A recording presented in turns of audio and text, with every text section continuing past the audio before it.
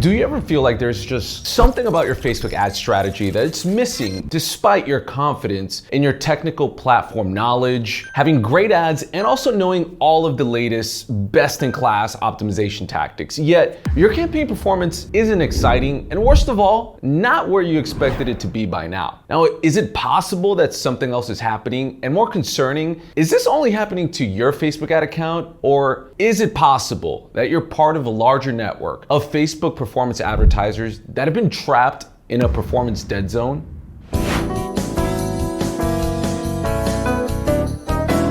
So I'm in a Facebook ad account that has spent millions of dollars, and I look at these types of ad accounts every single week for different clients in completely different verticals and sometimes in different parts of the planet. You know what is the one thing that is a theme among all of them? Even with all of their experience, these advertisers also got stuck at some point, despite having all of the right settings, proper account structures, and attention-grabbing, best-in-class direct response ads. At some point, they all got caught in a performance dead zone. The first critical error advertisers make today is not acknowledging that hyper-targeting strategies no longer work, which I'm sure most of you watching this video understand, but some are still reluctant to change their ways. By now, most advertisers agree that we now build campaigns in service of the algorithm, meaning that we don't create highly fragmented ad accounts with a bunch of different campaigns and unnecessary ad sets. We try to simplify as much as possible and pump as much conversion signals into leaner ad accounts, typically with broad targeting campaigns, ASC campaigns, and dedicated shops and/or app campaigns in addition to web sales. However, just because targeting is no longer the tactical optimization lever that it once was, it doesn't mean that there aren't other levers that you can pull when campaign performance isn't up to par.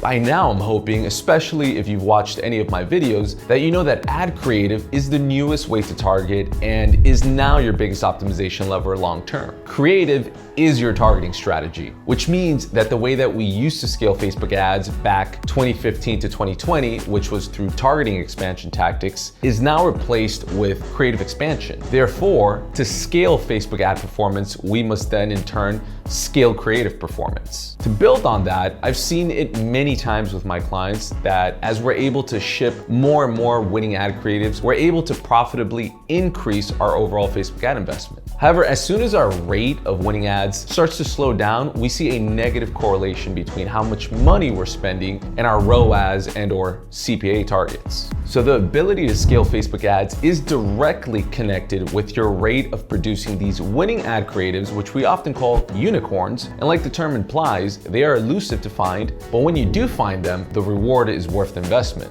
Yet, this is still not the main reason why most Facebook ads fail. So let's get into the real reason. And if this is your first time here, my name is Zaryn Sidhu and welcome to Market and Hustle, where we demystify digital advertising to help you build best-in-class campaigns.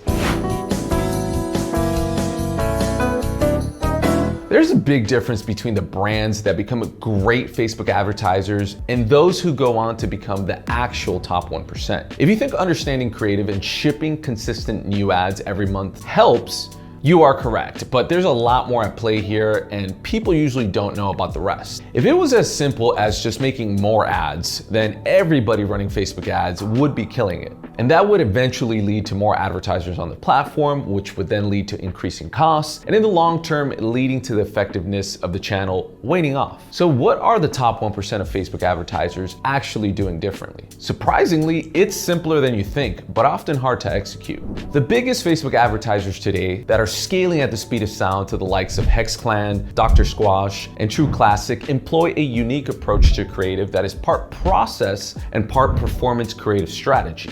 Let me explain. We know creative testing is a big key to drive performance. Facebook has even said as much themselves several times, even including it in their Performance 5 framework, which they put together about 2 years ago to guide Facebook advertisers on how to get the best results from the platform. However, most brands fail to do creative testing right, and that's largely down to one main reason. They fail to operationalize new creative through a hypothesis-led process. In plain words, they're just pumping out new ads without rhyme or reason, just sort of throwing everything at the wall to see what sticks. This then gets more complicated because after media buyers test new ads, they can't consistently draw out actionable insights to then inform the next batch of creative testing, leading to wasting resources and time and making it harder to find that next unicorn ad. So what's the big deal? Well, this often ends up in iteration testing that becomes more of a whack-a-mole guessing game than what it should be. It should be a scientific-led process that aims to reverse engineer the optimal elements of a high converting ad.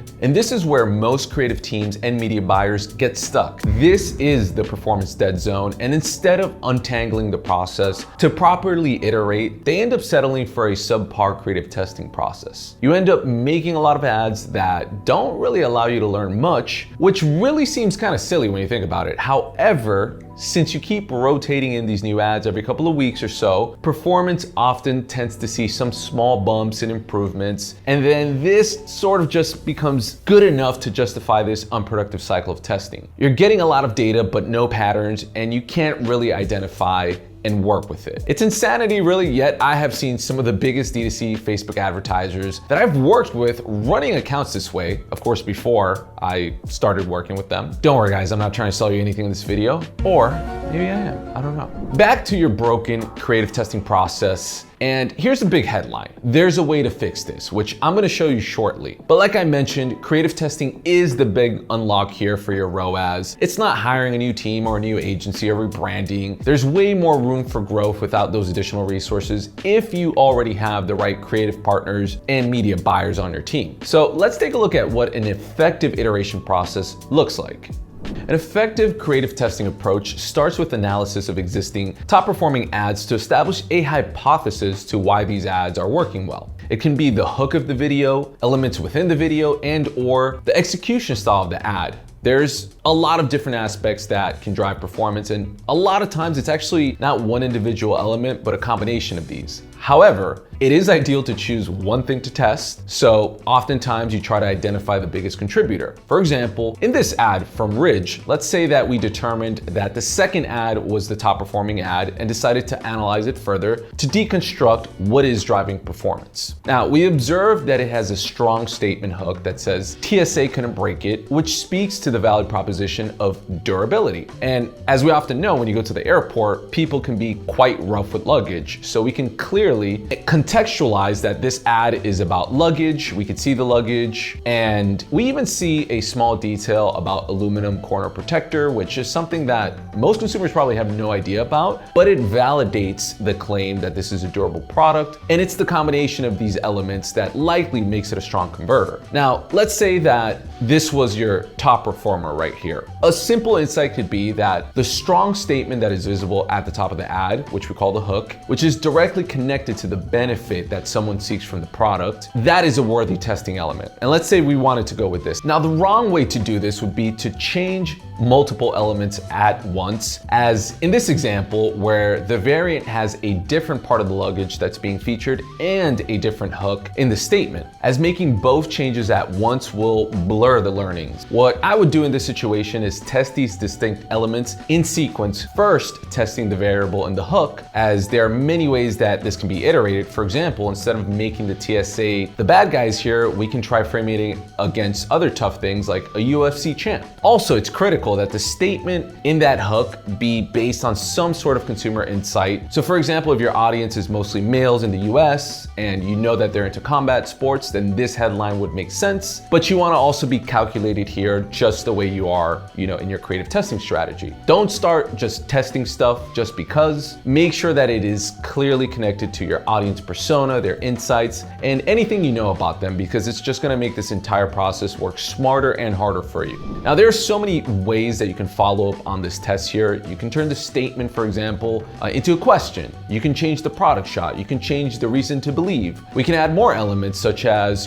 current ratings on Trustpilot or a quote from a person, so on and so forth. And I know you all already understand that. Yet, why do I still see so many advertisers missing the mark? Why do we abandon our desire to be these growth scientists that we can be? We are aware that we must properly establish an insight and then focus on testing one single variable to get a clear learning on the other side of this test. Yet that discipline seems to wane off with other responsibilities that we have with running campaigns or, growing the business in other ways. And it's critical that we sort of stake the path here. But maybe this is just what we need. A gentle reminder that the little things do matter when we're in the process of scaling ad investment. And discipline here means momentum in learning and performance, which can get us out of this soul-crushing performance dead zone that Facebook advertisers aspire to reach and often never even exit. Hypothesis-led testing is the biggest distinction from the Facebook ad game winners and losers. Pretty much every business on the planet at this point has access to Facebook, but your ability to truly leverage the power of Facebook ads to give you clear learnings for today and tomorrow is what's really gonna make the difference at the end of the day. Every test you take should be one step closer in your understanding on how your customers think and feel from understanding what types of formats, messaging, value propositions, trending hooks, execution styles, so on and so forth. And as you dial your creative insights, you can spend more money effectively, allowing your campaigns to scale and perform way more effective than you even imagined. If you've got the basics down, this is your next big opportunity. Hey guys, I hope you enjoyed this video. And if you want to level up your Facebook ads game, make sure to grab my free Facebook ads cheat sheet. It's packed with account structure best practices, the top tests that I run when I take on new clients, and even some additional performance gems. The link is below in the description. And until the next video, peace.